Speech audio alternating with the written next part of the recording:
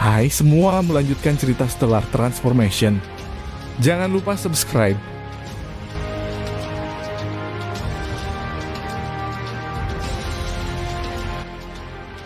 Apa yang ingin kamu lakukan di depanku?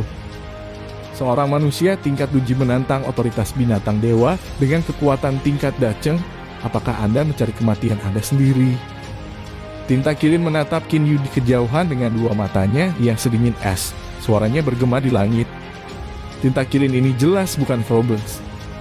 Mata Frobes berwarna merah darah, tetapi Kilin tinta ini tidak. Apalagi Kilin tinta ini adalah iblis, bahkan iblis yang lepas. Kilin sebagai binatang suci iblis kesusahan yang lepas dari kesusahan ketiga, sebaiknya kau segera mengaku kalah di depanku. Anda bukan tandingan saya, Qin Yu berkata sambil tersenyum. Tinta Kilin adalah iblis bebas kesusahan ketiga, baru saja dia mengklaim sebagai binatang ilahi dengan kekuatan tahap Dacheng. Dia memang binatang dewa dengan kekuatan tahap Dacheng, tapi dia hanya setan lepas kesusahan ketiga dan jelas bukan di tahap Dacheng. Ini menunjukkan dengan jelas bahwa Kilin tinta ini sangat membanggakan. Iblis lepas. Anda sedang mencari kematian Anda sendiri. Tinta Kilin sangat marah. Dengan gerakan tubuhnya dia berubah menjadi kabur dan naik ke wajah Qin Yu dalam sekejap. Reaksi Qin Yu terhadap semua ini adalah The Lord of Black Flames Ring Heavenly Flame Field. Teriakan menyakitkan keluar dari dalam mulut Kilin tinta. Pada saat yang sama dia mundur dengan cepat, matanya penuh dengan keterkejutan api surgawi. Kamu bahkan dapat menggunakan api surgawi untuk menyerang? Bahkan kesusahan keempat yang tidak berkematian dan iblis yang lepas dapat menahan beberapa api surgawi. Tinta Kilin adalah binatang ilahi setan kesusahan besar ketiga, sehingga dia lebih kuat daripada iblis bebas kesusahan keempat. Tetapi dia juga tidak bisa bertahan lama. Melihat bahwa Qin Yu dapat menyerang dengan api surgawi, dia dengan sangat cerdas memilih untuk melarikan diri. Melarikan diri. Kilin tinta binatang dewa seharusnya tidak pandai berlari untuk hidupnya. Sayangnya bagimu, kecepatan adalah keahlianku. Berdiri di atas senjata abadi kelas menengah, Qin Yu mengeksekusi teknik penyatuan senjata tubuh. Karena tubuh fisiknya sangat kuat dan bahkan lebih tangguh dari senjata suci kelas atas, itu tidak menimbulkan rintangan saat dia terbang. Selain itu, pedang terbangnya adalah senjata abadi kelas menengah sehingga kecepatannya sangat mengejutkan. Ketika Kilin tinta telah berjalan sebentar, Qin Yu berada di depannya. Jangan lari, Anda tidak bisa melarikan diri. Dia berkata dengan senyum acuh tak acuh. Ketika Kilin tinta melihat pria berpakaian hitam misterius di hadapannya, jantungnya berdetak kencang. Kecepatan jelas bukan poin terkuatnya, tapi dia tidak buruk dalam menggunakan kecepatan sama sekali. Bahkan ahli tingkat Dacheng tidak bisa serta-merta mengikutinya. Kamu hanya di tahap Duji, bagaimana kamu bisa mengikuti saya? Juga bagaimana Anda bisa menggunakan api surgawi? Bahkan makhluk abadi standar biasa tidak memiliki kemampuan untuk menggunakannya. Tinta Kilin sekarang meminta Qin Yu bukannya berlari. Itu rahasia. Qin Yu tersenyum.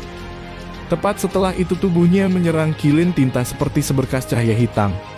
Tangan, kaki, siku, lutut dalam sekejap dia melakukan serangan jarak dekat dengan sangat cepat, seolah-olah dia adalah makhluk dewa humanoid. Pada awalnya Kilin tinta sangat bersemangat memerangi binatang dewa dengan tubuh fisik. Dia bertanya-tanya apakah manusia di depannya telah menjadi bodoh. Namun saat mereka bertarung satu sama lain, pikiran Kilin tinta agak bingung.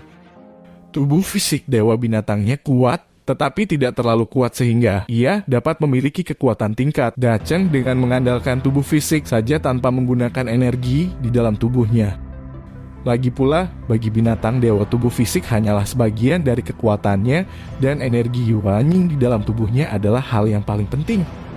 Tapi Qin Yu melawan binatang ilahi secara langsung hanya dengan menggunakan tubuh fisiknya. Satu demi satu pukulan mengenai timbangan Kilin tinta tepat terdengar seolah-olah Qin Yu memukul karung pasir tanpa henti. Sisi hitam Kilin mulai pecah dan darahnya mulai menetes. Apakah kamu manusia? Tidak, Anda adalah binatang ilahi. Apa wujud aslimu, naga emas bercakar 5 atau monyet batu bermata emas legendaris? Tinta Kilin berkata dengan marah melalui komunikasi indera suci. Monyet batu bermata emas adalah binatang ilahi yang setingkat dengan naga emas bercakar 5. Apalagi tubuhnya sangat kuat seperti berlian. Tidak, aku manusia. Tubuh Qin Yu berubah menjadi tornado. Kaki kanannya dia uyunkan dengan keras ke perut Kilin Tinta seperti cambuk dewa dan memukulnya, mengirimkan Kilin Tinta terbang ke atas. Roar, Tinta Kilin membalikan wajahnya ke atas dan mengaum dengan marah. Berbagai arus air di sekitarnya benar-benar gila. Mereka membentuk berbagai pedang terbang yang semuanya menembaki Kinyu. Menilai dari kecemerlangan pedang terbang yang saat ini berubah, air Kinyu tidak ragu tentang kekuatan mereka. Tinta Kilin memiliki kemampuan bawaan untuk mengontrol air. Mereka adalah kelompok yang relatif kuat di klan Kilin. Tentu saja raja dari klan Kilin adalah Kilin api legendaris yang dibawa oleh dan lahir dari api. Kilin Tinta lahir dari generasi ke generasi. Mereka sama sekali tidak dibawa oleh api yang mengamuk seperti Kilin api, tetapi kemampuan mereka untuk mengendalikan air sangat kuat. Tinta Kilin ini tampaknya juga tahu bahwa pedang terbang yang berubah arus air ini tidak dapat berbuat apa-apa pada Kinyu. Tubuhnya memancarkan berbagai pancaran cahaya hitam yang menyelimuti air laut dalam jarak beberapa ratus meter darinya. Jumlah air ini kemudian terbang membentuk bola air besar dengan diameter lebih dari 1 kilometer. Bola air menyusut dengan cepat, dalam sekejap ia berubah menjadi bola air seukuran palan tangan. Manusia, barusan kamu tiba-tiba tidak menghentikanku untuk mengeksekusi skill khusus ini.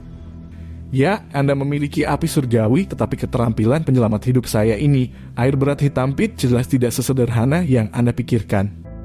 Sekarang bersiaplah untuk mati. Tinta Kilin berteriak dengan dingin. Seperti yang dia katakan, Kinyu memang tidak menghentikannya untuk menggunakan langkah ini sama sekali. Mengingat kecepatan Kinyu, dia memiliki kesempatan untuk menghalanginya, tapi dia tidak mengambilnya. Karena Kinyu ingin menjinakkan Kilin Tinta, mengubahnya menjadi binatang suci dan tidak membunuhnya. Dia harus membuat Tinta Kilin memahami kekuatannya yang kuat. Ini adalah satu-satunya cara untuk membuat hewan dewa yang sombong menyerah. Jangan khawatir, saya tidak akan menggunakan api surgawi untuk memblokir Anda. Meski begitu, aku tetap bisa mengalahkanmu dengan mudah. Terlebih lagi, kalian khususmu ini tidak akan bisa mempengaruhiku sama sekali. Kinyu berkata dengan senyum acuh tak acuh. Maka kamu mencari kematianmu sendiri. Mendengar bahwa Kinyu tidak akan menggunakan api surgawi untuk memblokirnya, Kilin Tinta memancarkan berbagai sinar hitam cahaya dari tubuhnya. Setelah itu, berkas cahaya melilit bola air kecil itu dari segala arah seperti batang cahaya hitam. Bola air menembak ke arah Kinyu dengan sangat cepat. Tapi dengan menggunakan tangan kanannya, dia meraih bola air hitam itu yang terbang sangat cepat dengan cara yang sangat santai. Wajah Tinta Kilin penuh dengan kegilaan. Sepertinya dia sudah bisa melihat bola air hitam meniup tangan kanan Kinyu melukai parah atau membunuhnya di tempat. Cukup kuat ya? Suara Kinyu naik. Wajah Tinta Kilin berubah warna. Kinyu bagaimanapun sangat berhati-hati di dalam langkah ini, sangat kuat. Bahkan tubuhku saat ini mengalami kesulitan untuk menahannya. Ini hampir sekuat serangan riak biru yang digunakan Souxian hari itu. Ketika dia melawan serangan Souxian pada saat itu, kekuatan kehidupan unsur di tubuhnya secara otomatis menyembuhkannya. Tapi sekarang dia secara sadar mengontrol sejumlah besar kekuatan kehidupan elemental di tubuhnya untuk pergi dan menyembuhkannya bersama. Memegang bola air hitam, dia menghabiskan energinya tanpa henti. Setiap kali telapak tangannya rusak, itu sembuh dalam sekejap. Secara aktif mengendalikan kekuatan kehidupan unsur untuk menyembuhkan luka jauh lebih cepat daripada membiarkan kekuatan kehidupan unsur menyembuhkannya secara otomatis.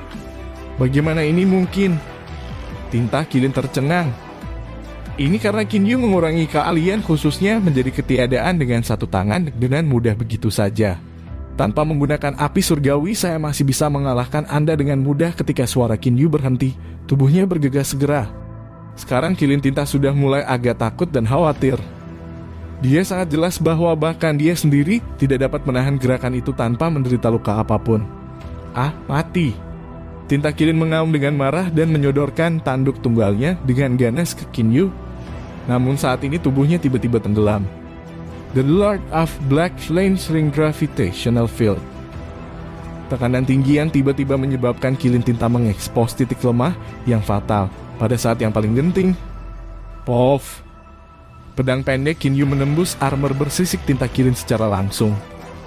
Dalam beberapa saat, dia menarik Tinta Kilin Yuanying dari tubuhnya dengan satu tangan. Wajah dari Tinta Kilin Yuanying dipenuhi dengan keterkejutan. Berapa nilai pedang terbangmu?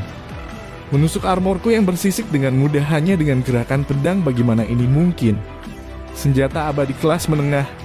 Qin Yu mengatakan sambil melihat Yuanying tinta kilin di telapak tangannya. Kamu bisa menggunakan api surgawi. Tubuhmu cukup kuat untuk membunuhku dengan mudah. Kamu bahkan lebih cepat dariku dan kamu punya senjata abadi yang bisa menembus armor bersisikku dengan mudah juga. Mengapa Anda ingin menyiksa saya seperti ini? Sekarang tinta kilin jengkel. Dia tahu bahwa pemuda misterius berpakaian hitam di hadapannya terlalu kuat. Jika dia ingin membunuhnya, mungkin dia bisa membakarnya menjadi abu menggunakan api surgawi atau membunuhnya secara langsung menggunakan pedang abadi sejak awal. Kenapa dia mengulur waktu sampai sekarang? Tidak ada, aku hanya ingin kamu menjadi binatang suciku. Qin Yu mengeluarkan kerah binatang suci.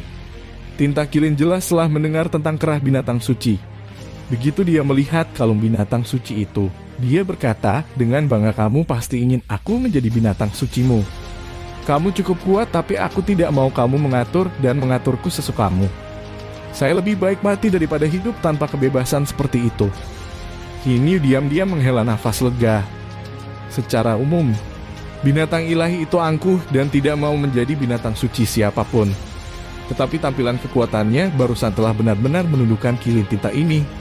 Meskipun tinta kilin berkata demikian, sebenarnya dia sudah santai di dalam. Jika dia benar-benar tidak mau, dia akan memiliki sikap yang berbeda. Jangan khawatir, Anda adalah iblis bebas kesusahan ketiga.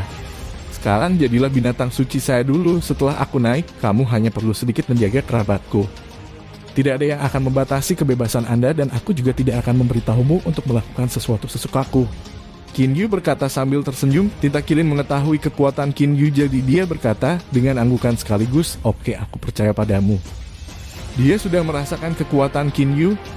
Dia percaya bahwa manusia yang kuat seperti Qin Yu pasti dapat mengatasi kesengsaraan surga 9 dari 9, dan ketika Qin Yu mencapai kenaikan, mereka secara alami akan terpisah satu sama lain. Qin Yu menyalurkan energi bintangnya ke kerah binatang suci, kemudian segera meletakkannya di sekitar Yuanying ini. Dalam sekejap kerah binatang suci mulai menyusut. Setelah itu menyatu dengan bagian dalam Yuanying secara langsung. Kerah dan jiwa binatang suci saling terkait. Setelah menyatu dengan kerah binatang suci, kilin tinta ini tidak bisa mengkhianati Qin Yu bahkan ketika dia menjadi lebih kuat nanti. Brengsek, lebih baik kau tidak memberitahuku siapa Fu Pu, atau aku pasti akan membuatmu mati dengan kematian yang mengerikan. Seorang pria muda yang tampan sedang mengutuk. Bahkan ada darah di tubuhnya. Pemuda ini disebut Lian Chong, iblis pelepas kesengsaraan ketujuh. Orang tuanya bahkan lebih menakutkan. Ayahnya adalah iblis bebas kesusahan ke-11 dan ibunya bahkan adalah kesusahan ke-12. Secara teoritis mengingat statusnya, sangat sedikit di Chaotich Astral Ocean yang berani menyinggung perasaannya. Kali ini Lian Chong akan menjalani kesengsaraan setan longgar ke-8. Orang tuanya sangat ketat padanya, tuntutan yang mereka berikan padanya bahkan bisa dianggap tanpa ampun. Chonger, saat kamu mempraktikkan jalan iblis Asura, jika kamu selalu mengandalkan ayah dan ibu, kamu hanya bisa berhasil dalam mimpimu. Anda harus bergantung pada diri sendiri dalam segala hal. Inilah yang biasanya dikatakan orang tua Lian Chong. Seorang praktisi jalan iblis Asura tanpa ampun kepada musuh mereka dan harus sama ketat dan tanpa ampun kepada diri mereka sendiri. Mengingat kekuatan Lian Chong, dia pasti yakin bisa melewati kesusahan setan longgar ke-8. Dia sendiri telah menyiapkan cukup banyak harta untuk menanggung kesengsaraan. Meskipun orang tuanya mengatakan demikian dan biasanya sangat ketat, mereka masih memberi putra mereka yang berharga harta sihir pelindung. Pedang terbang yang merupakan senjata iblis kelas menengah. Biasanya bahkan setan longgar kesusahan ke-10 dan beberapa setan bebas kesusahan ke-11 tidak memiliki senjata iblis kelas menengah. Lian Chong memilikinya karena ibunya memberikannya padanya. Awalnya dia menemukan tempat dan bersiap untuk menjalani kesengsaraan dengan keyakinan penuh. Namun beberapa hari sebelum datangnya kesusahan, dia secara diam-diam diserang oleh iblis yang lepas. Yang terpenting, iblis lepas ini terlalu kuat, setidaknya menjadi iblis bebas kesusahan ke-9 atau bahkan lebih kuat dari itu. Wajah iblis yang lepas ini selalu tidak jelas dan tidak dapat dilihat dengan jelas. Mungkin karena dia ingin secara diam-diam menyerang Lian Chong. Dia telah mempersiapkan segalanya untuk membuat Lian Chong tidak mungkin mengetahui siapa dia. Lian Chong hanyalah iblis bebas, kesusahan ketujuh, tetapi dia memiliki banyak harta dan beberapa barang penyelamat yang diberikan orang tuanya kepadanya. Jelas orang tuanya juga memikirkan kemungkinan putra mereka diburu. Namun kali ini musuh pemburu terlalu kuat. Berlari selama 2 hingga 3 hari penuh. Lian Chong pada dasarnya tidak peduli kemana dia berlari. Dia hanya tahu bahwa dia harus lari untuk hidupnya. Walaupun dia bisa teleportasi, jelas musuh telah meninggalkan beberapa penanda di tubuhnya, karena kemanapun dia berteleportasi, musuh bisa mengejarnya. Itu ditambah dengan fakta bahwa jarak teleportasi berbanding lurus dengan kekuatan membuatnya tidak mungkin bagi Lian Chong untuk pulang. Setelah melakukan teleportasi hanya 2 kali, Lian Chong tidak lagi berani melakukan teleportasi, karena jika dia melakukan teleportasi, dia akan berhenti sejenak dan musuh dapat memanfaatkan kesempatan ini untuk menangkapnya. Setelah berteleportasi 2 kali, Lian Chong mulai melarikan diri dengan putus asa menggunakan semua jenis teknik melarikan diri. Dalam keadaan panik, dia akhirnya tidak punya pilihan selain melakukan Blood Escaping Art yang merupakan ciri khas para ahli Xiumo, sementara jiwanya melekat pada pedang terbang iblis kelas menengah. Akhirnya dia lari ke tempat ini, tetapi setelah mempertimbangkan semuanya, dia telah berhasil mengusir musuh. Ayah, ibu, aku diburu. Saat ini Lian Chong dan orang tuanya saling mengirim pesan. Kenapa kamu bertanya di mana aku? Saya tidak tahu. Hanya ada air dan tidak ada pulau khusus di sekitarku. Bagaimana aku bisa tahu di mana aku berada? Ayah, ibu, kamu pasti bisa merasakan auraku kan? Lian Chong berkata dengan frustrasi dalam pesannya. Apa? Anda tidak bisa merasakan aura saya? Tidak mungkin. Bisakah saya lari terlalu jauh? Dia agak tercengang. Pertama dia berlari mati-matian, selama 2-3 hari kemudian dia menggunakan Blood Escaping Art untuk melarikan diri untuk hidupnya. Oleh karena itu dia sendiri tidak tahu seberapa jauh dia telah pergi dan di mana dia berada. Ayah, ibu, kesengsaraan iblis lepas saya akan segera datang. Setelah berlari untuk hidupku begitu lama dan menggunakan Blood Escaping Art, aku mendapat paling banyak 20% dari kekuatanku. Saya telah menggunakan banyak harta. Hanya tersisa pedang terbang. Lian Chong bingung. Jika dia mengalami kesengsaraan dalam kondisinya saat ini, dia pasti akan mati. Bohong, tiba-tiba ada gulungan guntur di langit. Dalam sekejap, langit berubah warna hingga tampak merah tua, seperti tungku perapian. Ayah, ibu, kesengsaraan telah datang. Lian Chong sudah tidak bisa berkata apa-apa lagi. Cemas? Anda khawatir, saya juga khawatir. Apa gunanya khawatir? Entah di mana tempat ini. Ini sudah berakhir, aku sudah mencari perairan dalam sejuta lidariku dengan indera iblisku dan bahkan tidak menemukan pulau yang kukenal. Lian Chong sangat cemas hingga dia ingin menjadi gila. Tidak hanya dia, bahkan orang tuanya pun akan menjadi gila. Tapi apa yang bisa mereka lakukan? Jelas putra mereka telah melarikan diri sejauh ini sehingga mereka tidak dapat menemukannya dengan indera iblis mereka. Lebih buruk lagi, mereka tidak dapat menemukannya menggunakan peta juga karena tidak ada pulau yang dikenal di sekitarnya sama sekali. Siapa yang mencoba memburumu, Chonger? Aku akan membalaskan dendammu bahkan jika aku harus mati.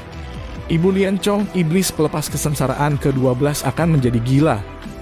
Ayah, ibu, bersiaplah untuk membalaskan dendamku. Saya pikir bajingan yang mencoba memburu saya selama lebih dari 2 hari setidaknya adalah setan pelepas kesusahan ke-10. Ayah, ibu, jangan katakan apapun, saya tidak memiliki harapan untuk menahan kesengsaraan setan yang lepas ini. Lian Chong sudah hampir putus asa. Setidaknya setan yang melepaskan kesusahan ke-10. Baiklah, yakinlah Chonger.